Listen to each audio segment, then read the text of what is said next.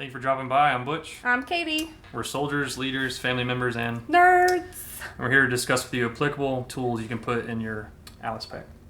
This is Army Leaders Improving Through Collective Experiences, or Alice.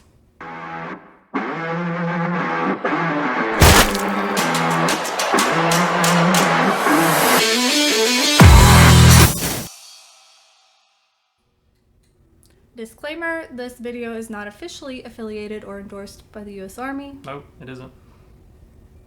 So for new listeners, my background, I've been in 15 years in the United States Army. I'm currently a Force Management Officer, also known as a 50 Alpha. Prior to that, I spent some time in the Field Artillery and Air Defense Artillery branches. No big deal. Yeah, no big deal. I'm a big fires guy.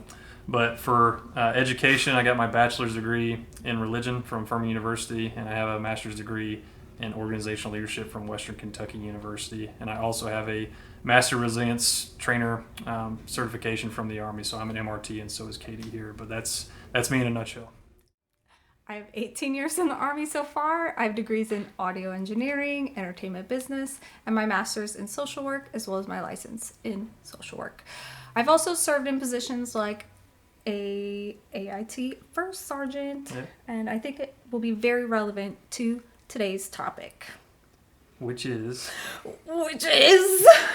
legal problems and how to handle your soldiers, how to do proper care for soldiers while they're undergoing legal issues. Especially in that leadership role. Oh no! So that's today's topic. My soldier's in trouble. Now what? Yep. But yeah, very, very critical topic to discuss. All right, so to start, you're a leader, you have a soldier, or you're in charge of someone, NCO, officer, your soldier is in trouble. Now what? So after the notification piece, the thing I'm most concerned with is really making sure that you don't punish that soldier before they've been proven guilty, or they could come back innocent. So what I want to discuss is the presumption of innocence. And I think nowadays in the Army, whenever you see something, especially these recent incidents in social media of officers getting relieved or NCOs getting in trouble, so just soldiers getting in trouble around the Army, and you kind of jump to conclusions. Yeah. And I think myself, for me, I have to just kind of hold back on those strong opinions, because you want people who do bad things to be punished, but a lot of times it's that there's no presumption of innocence. And I'll speak on my personal vignette later in this podcast, but I think as leaders, we have to really be mindful of not punishing that person before all the facts are known. I think even though that person is under investigation, that doesn't mean they're guilty. And some leaders that you're not supposed to, so you're not supposed to punish that person before they're proven guilty. Right. And there's a reasonable doubt, and you have to get all this evidence to prove that. But what I've seen in the Army, unfortunately, you have to let the process work.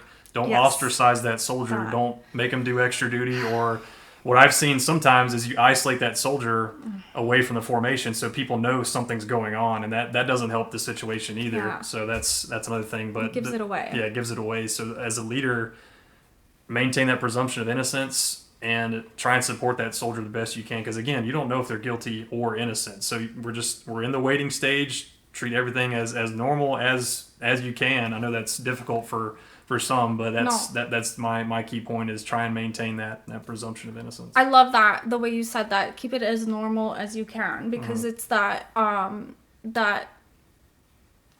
is a very significant event that has now happened to this soldier. So the last thing that we want to do as a leader, like you said, is we're not going to treat them differently. Try to maintain the status quo and let them know that it doesn't matter what your personal feelings are about the violation or what they have supposedly done. Really what matters is going through the process. So my personal vignette from Article 13, especially from the UCMJ, prohibiting the imposition of punishment or penalty upon the accused before any of the administrative or criminal actions start to go through. When I was a first sergeant for AIT, I did have drill sergeants that came under accusation. And I took it as an affront right away if they were, this is the process, their hat gets taken away. Yep. And I thought it was just such a gut punch, and it hurt me. Well, clearly not as much as it would hurt them, but it hurt me too. And I argued the case more so than I should have. And I just did not accept that this was going to be a process. And I think I could have done a better job as a leader preparing that NCO. This is what's about to happen. And all it is a procedural issue. We don't have to assume you are guilty, you are innocent. We just have to go through the process. It is arduous, yes, but justice is eons long. Yep. That's the way it goes. Honestly, it's much faster in a military court than it is in a criminal court. So let's just be grateful for that element. So if you do have someone about to face some sort of administrative actions or even considering courts-martial, when that starts to happen, let's go ahead and be good leaders and start to prepare them for what's about to happen. Walk through the process, walk through it consistently as many times as you can so their mindset is ready for that moment as it comes. Right. Especially some of those more arduous moments like when you're dehatted for a drill sergeant or you're taken out of your position and put into the 3 shop or something, taken away. That's very significant. It's very obvious, just like you said. Everyone can see you've been isolated. Why is that happening? Let's make a plan before that happens so we can be ready for that moment and it's not as much of a social impact. And then I'll add on to that, as a company commander, you had the NCO piece as a first sergeant. It's very uncomfortable being a company commander and notifying a soldier that they're under investigation. It's a very uncomfortable situation.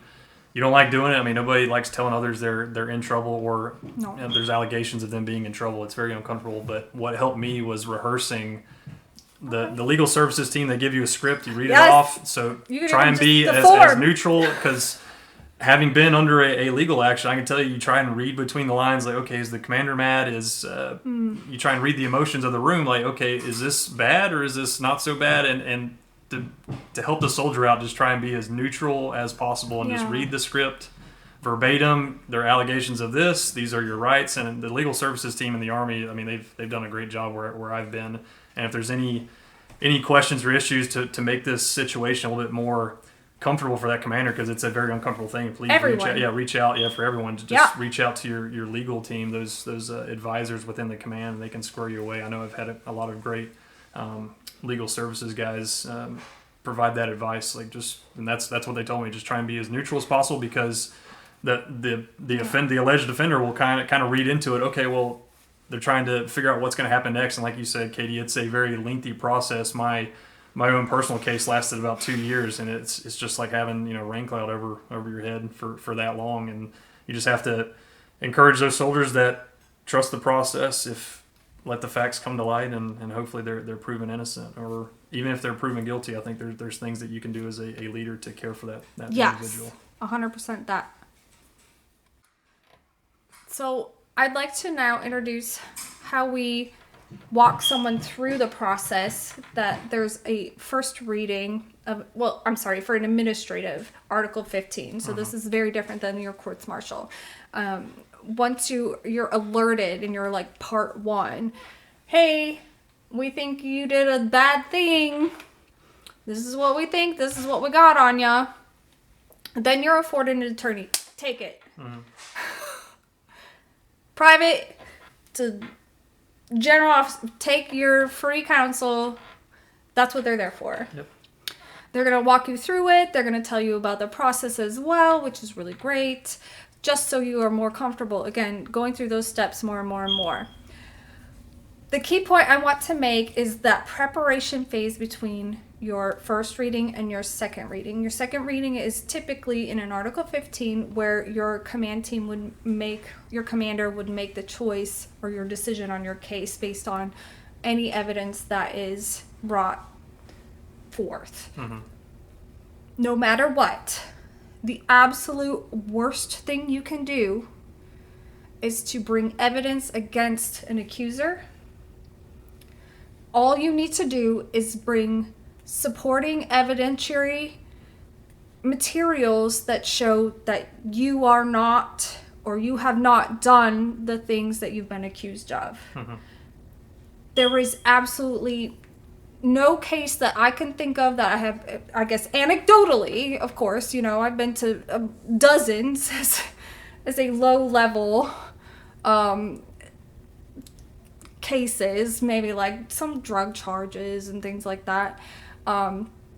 Those things were some minor infractions or some accusations of impropriety. No matter what, you'd never want to impeach the character of someone else to prop you up, because it always looks bad. That is my number one advice for anyone, for any leader that wants to provide or has been requested to provide support to someone in trouble. That's not the way to go. Look at the evidence they have and just refute page by page, sentence by sentence. Yeah, and to just piggyback off that in NCO terms, but as a commander, I've done probably, I would say, 20 to 30 Article 15 second readings and rendering guilty or innocent, the right? judgment. Yeah, it's difficult, but always, I would say, as a commander, as a leader, if you're the person who's the final authority, try and get the recommendations from the NCOs in the room. Oftentimes I had the squad leader, the entire chain of command. Be ready for that. Yeah, be ready for that. Be prepared. And like you said, Katie, that's a great point. Don't disparage the witnesses that are against never helps. the alleged offender. It never helps to just throw mud, and it distracts. I would say it distracts the commander from rendering good judgment. And they absolutely 100% recognize immediately an ad hominem attack. Mm-hmm. Like it's obvious. Mm-hmm. Yeah, sorry. And then just another thing from having been a company commander for about 40 months and doing all these legal actions is I always erred on a little bit more grace, and that's another underlying theme throughout all these episodes is if a soldier was late or if the infraction is relatively minor, I wouldn't try and take you can take pay. A lot of listeners who are civilians, you can take a soldier's pay, which in this economy I would strongly advise against. But again, reach out to your legal services team. They have a good idea of the advice to provide you on what the punishment should be. But the bottom line is you should not make the punishment decision in a vacuum. That's what I want to leave y'all with is just solicit that feedback from NCOs and people that know that soldier. And one common saying in the legal side is the good soldier defense, which is kind of got a negative ire nowadays. But I think you have to look at the body of work of a soldier's career, and they're not defined by that one bad event. Mm-hmm. No matter how bad it is, there's definitely some goodness to it. And I would always say as a commander to soldiers that I did say were guilty and I assigned them extra duty or suspended their rank and whatnot, whenever there's a punishment, I always said there's a way ahead. There's a path for you to come back, and we're forgiving people as we should be. We should extend that grace for them to come back. And another closing point in the podcast later is there are tons of leaders in the Army who've done bad things and recovered from it. That's just yeah, exactly. But that's just that's the nature of the business. Is you're gonna make mistakes. Yeah. You do the punishment, you recover, and life goes on. The Army goes on, and I think that's an important message for soldiers, even if they are guilty, and that's how you provide that care for them. Is sometimes that leader has been in a tough spot, and I'll speak to my vignette later here, but that's another good message, even if you're rendering a guilty charge and punishment against them, is you can come back from this. Yes. We're going to care for you. You're not ostracized. You're not just a bad soldier, and we're going to work with you to get better. And I think that's an important message. Yes. I will just also piggyback on that. The message I used to give was the Army made you a promise. We would do all these things for you, and then you had to do the things for us. You had to obey your rules, and you kind of smudged it. So now you got to do a little bit of extra. Of course, I'm talking about all my experiences are very much lower enlisted. But I think that E1 to E5, they understand. Army made you this promise. You kind of broke a little bit of that. Give us something back, and then all is forgiven kind of thing, right? Yep. And then don't treat people like dirt when they're on extra duty. Like they're not slaves, right? They're there to again, kind of give a little bit extra back. But that, honestly, I've seen that affords these leaders to spend more time with the soldiers. They actually get to know them a little bit more because they are like supervising them during those moments where they're cleaning floors, and then they kind of get to know them and understand maybe the background or what might lead up to that. And it's almost like you're reinforcing that organizational commitment because you're bonding and you're treating them well even though they're in trouble. And then that final moment, you set the tone in that company, in that unit, the organization, on how you treat someone who might be in trouble, who might be doing extra duty. Everyone who's watching, you treat them with respect, with deference, with appreciation, gratitude, whatever that is, and they follow in kind. And they return it after they come back off that punishment. That's what I've seen. Me too. Whenever you treat a soldier who's going through that punishment well and respectfully, as you should treat all people, is they pay it forward whenever the time comes to help you, whenever help the unit. So that's something I've seen. I was a support company commander. I had roughly 30 or 40 mechanics. I had to punish a mechanic, and then he came back from that, and he helped us with our maintenance program, worked extra hours on his own initiative, and it's like, he felt that he owed the unit back because we treated him well whenever he was at his lowest. So that's a good thing to agreed. Yep. So I would like to ask, what type of spiraling down of a soldier can happen if a leader doesn't take positive action? So the worst case scenario, if a soldier is undergoing legal action or administrative challenges, is suicide. It was, I think, the third highest risk factor in the recent DoD suicide report. Is legal. So if this should be on every leader's radar if a soldier is going through legal action to relationships. I think finance, then legal. Yeah. So it's the third highest. I think it's 23%. I have the stat right here. 23% of service members who died by suicide were experiencing or had experienced legal or administrative challenges during the preceding year. So if that person is undergoing that investigation or whatnot, they are a high-risk soldier. I know there's a lot of unit-specific systems processes that address high-risk soldier behaviors, but one good thing I wanted to highlight was the Air Force has a checklist that they created back in 2021 that is mandatory for all soldiers going through legal action and their command teams to check off these items, to do these weekly touch points, get these updates from their investigative division, their legal services people, and that's very important. And again, I'll touch on that. My vignette is just keeping that soldier updated, because my own personal process lasted 2 years, and you're just sitting there with that cloud over your head, not wondering what's going to happen next. So it's reassuring, and I had a great chain of command, and Katie was there with me at the People First Task Force, and a lot of great leaders there. They would update me pretty much every week. They would talk to the legal services team or the Army CID, the Criminal Investigative Division, just give me updates on where the case is, the last time a investigator touched it. And that was just reassuring to me. And maybe, no new update, but again, I knew that there's no updates, there's no axe, so to speak, waiting to fall. It's just, okay, I'm in a waiting period, wait and see. But that's the unknown, really which scares people. And that's the devastating spiral is the unknown for service members. And in my case, I was innocent. I didn't do anything wrong. And still, I was in a very high stress environment because you just don't know how it'll turn out. You have to... The unknown. Yeah, the unknown. You just don't know. You don't know if something's just... the other shoe's going to drop, and it's scary stuff. So that statistic stood out to me, but I wonder how many of those 23% actually didn't commit a crime. That's the sad and tragic thing, is they just got so wrapped around the fear of the unknown, and it's just... Had no support. Just the accusation. You had no support from leaders, and just the mere accusation. I think that's another important thing to talk about, is the excellence culture in the Army is just the mere accusation kind of writes you off, and that's a devastating thing in itself. You could have not done anything wrong. Yeah, no one wants to touch you, and it happened to me. Is a lot of friends I thought, we love you. Yeah. But a lot of friends I had in the military, they just kind of disappeared whenever that happened. It's because the accusation itself became the stigma. There's a stigma, and then you add on top of that the spiral into another stigma, suicide. So it's a double whammy, so to speak. But it's very concerning. But yeah, the key thing I wanted to highlight was the 23%. And legal challenges are a risk factor. There's Military One Source has it on their website as one of the key risk factors. So these discussions we're having are so important to provide that care. And you need to dedicate time to this. In the Air Force, we're going to share the link with you to do this checklist. You don't have to wait on the Secretary of the Army or any division commander to tell you what. Yeah, you can do it right now. It's a good checklist. I think there's 20 items on it. And just go line by line. Keeps you honest. You can show that alleged offender what you're doing, and I think that builds trust too. And do you have any? No, I think it's exactly what you said. That safety net is kind of what that seems to build. And if you need some guide to do that, even just like off the advice we've already given, but you're like, no, I need some help. I need a regimented structure. Boom.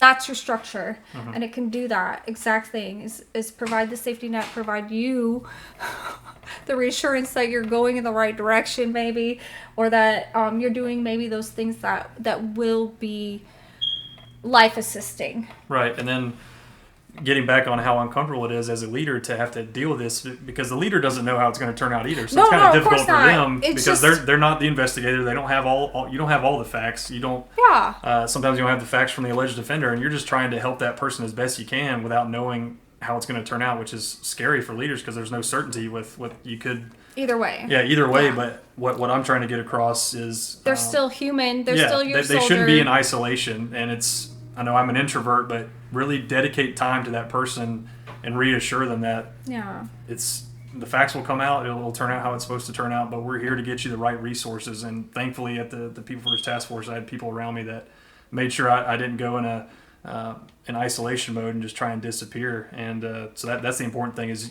I know it's difficult for leaders to make that contact with that person, especially if they're in trouble, because that's a smear on the command. Even the allegation is because then that company commander has to brief the battalion commander and all the way up the chain. What are you doing with this guy? It just adds stress on everybody. But be a good person and just tell them the resources that you're there for them. It's not difficult, but I think the emotions around it are difficult to manage. That's just the point I wanted to get across is really dedicate time to that person whenever they're under legal action, because we don't want to lose anyone to suicide.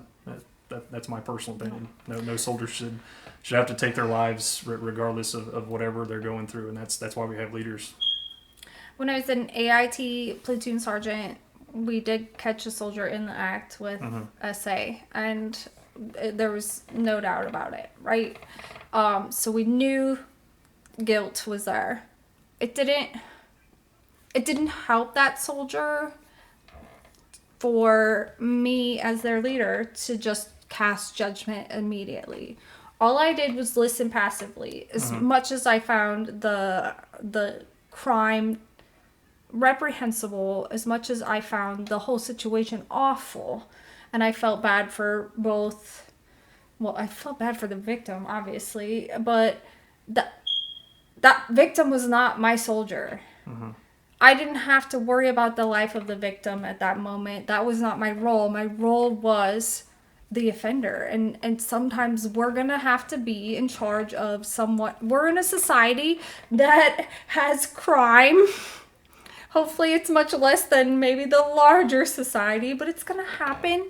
And we don't want to cast that judgment. We don't want to be the judgmental one. We just want to be there to support them. And I would have to listen to that soldier vent.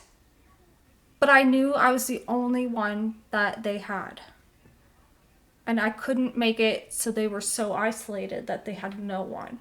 Right. So I sat with it. And it was hard. It was hard, but my overarching desire to not see harm to any more people, including the offender, in that moment, it really did help me move past. Yeah, I mean, it's the greatest good. Yes. That's ethical philosophies, sometimes it's the greatest good, or sometimes whatever the greatest good might lie with, the greatest good for humankind, the greatest good for your globe, or whatever that ethical moment. But that is how I got past maybe some of those interactions with that individual where it's just like, no, you're not great, but I understand that this is going to be a really tough 2 years of his life.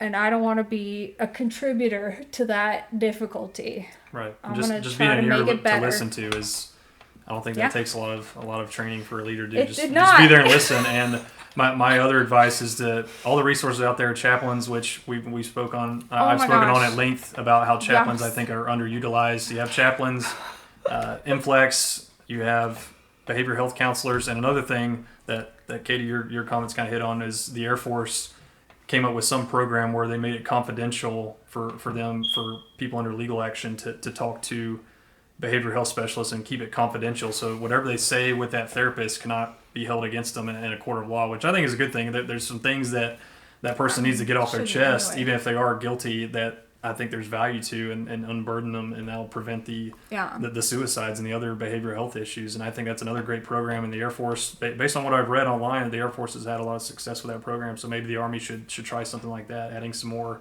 confidentiality to the behavioral health side for these people going through legal challenges. Yeah, I mean, in the civilian world, you'd have that level of confidentiality anyway. So, it's interesting. But of course, you have community programs that would have equivalent levels of civilian levels of protections.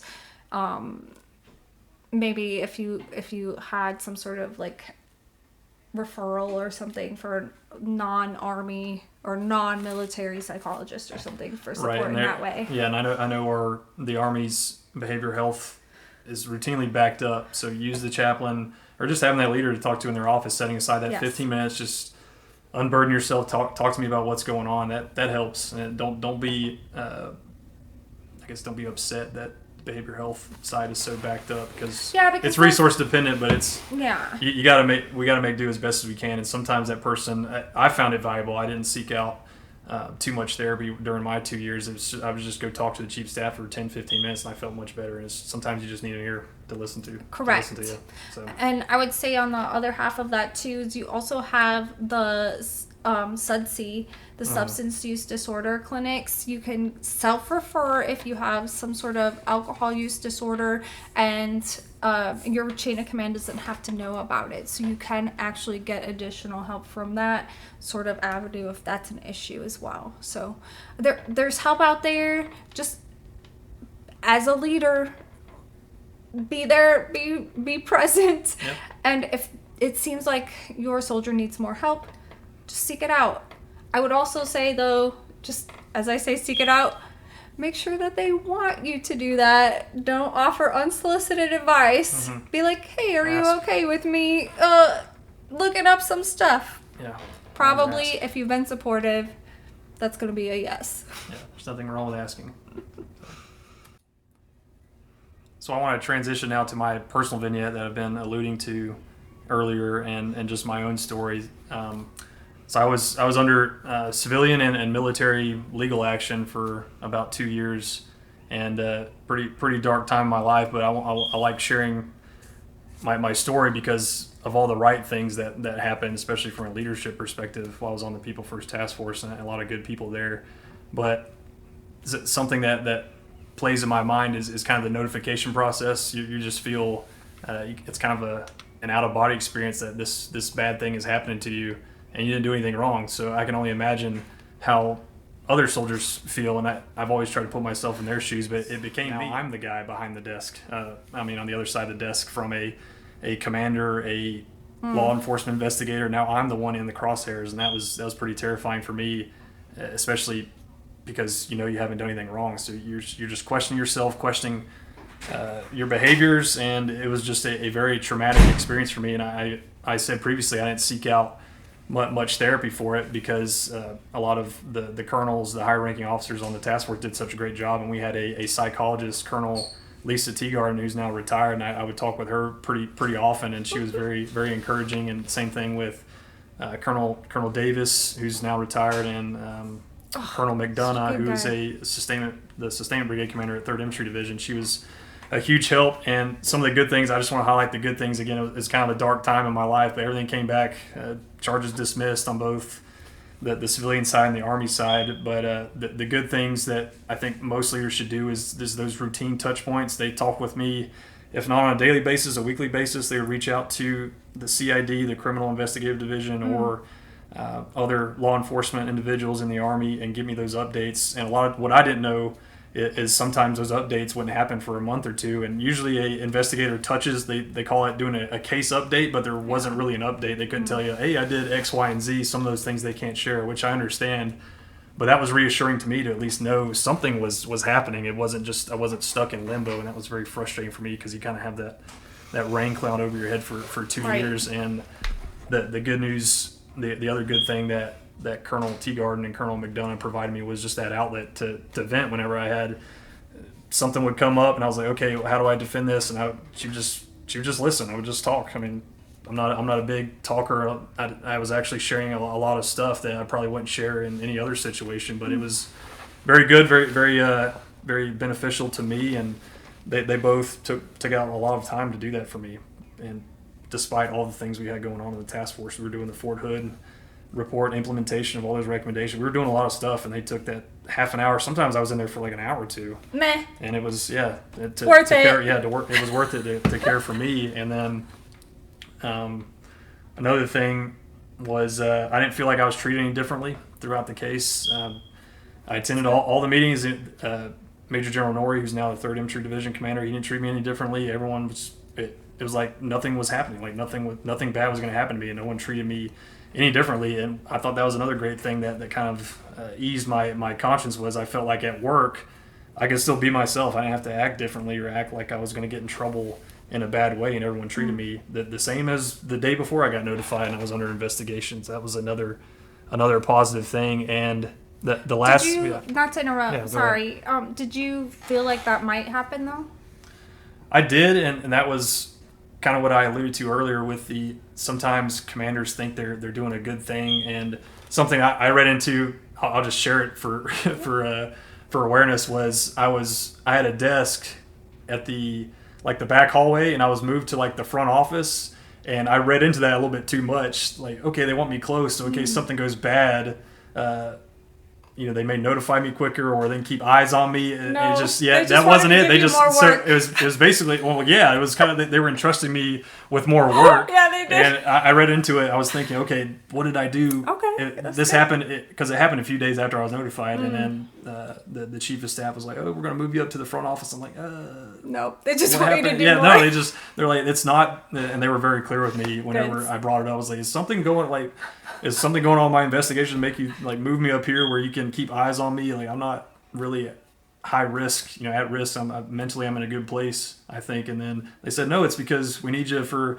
the Fort Hood report. We want you to help out with that. We want you to do this, and you can write the call handbook. Like, it's work related. It's not personal related. So that was that eased my my conscience with that. But yeah, that's why I said earlier, leaders, whenever you do things like that, soldiers who are under legal act, they might get the wrong idea. So you have to be very clear with them while you're doing these things, which is what our leaders did whenever I gave them the opportunity to kind of speak on it. I just said it one day, is something going on that I should know about? And they were very clear to me, no, move you up here because X, Y, and Z. And that's, I was like, okay. Honestly, that's it's great. really good that you felt confident or comfortable enough to ask that question, because sometimes people won't.